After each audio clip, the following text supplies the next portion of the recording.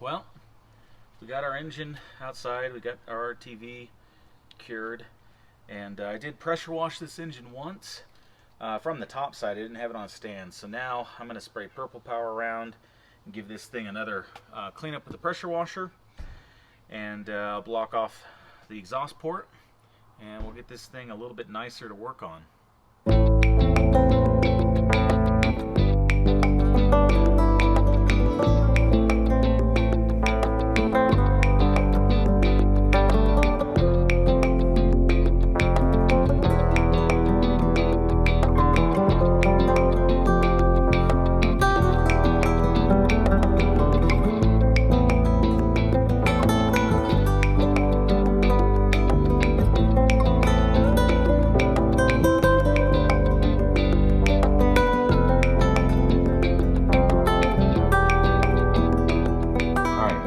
Is one of the spark plugs that's pulled out. I just pulled them all out and checked them out.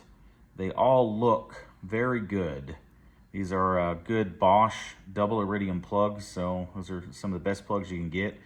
And I know it's hard to see on here, but the tip looks absolutely perfect. And tiny little tips. So these are good plugs, and they cost about $15 each, so we don't need to replace those if we don't want to.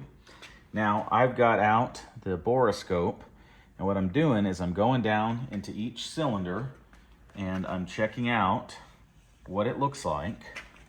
And so you see I'm going in past the spark plug hole, and look at this cylinder. It's way down, so we have a good view of it.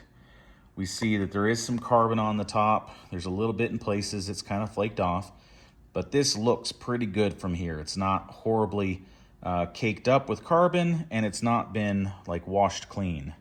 Now, if I can turn, you'll see we've got some, let's come back.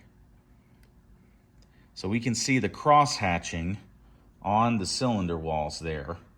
And we still have very good cross-hatching going on. Now a little bit of scoring up and down, but a lot of cross-hatching. It doesn't look like it's been polished smooth. So that's good. Now, if I can get it to turn more, we'll get a look back up, and there are our valves. And this, the cylinder, top of the cylinder head, the actual head, doesn't seem to be just caked up with carbon. The valves look pretty nice and clean. So overall, this looks like a very clean cylinder in particular. And the engine overall looks pretty clean. Let's see if I can get this to come back out. So that looks pretty clean. That's just one. And I'll go in and try for another one here. And this one's pretty close. We can actually see the open valve there just to the right of my hand. And we see similar, so piston looks very good. And more than that, we're seeing that these pistons also don't look like they've been steamed clean by a leaking head or something. Come on. So this one looks pretty similar. We can see similar cross-hatching. A little bit gummy stuff up at the top from when I was turning it over, but that cylinder wall looks really nice. So what we've seen out of this engine is that it appears to be a good engine. There's nothing obvious from the scope looking down on any of the pistons. And so I think we have a good engine based off of this, and we'll keep moving forward.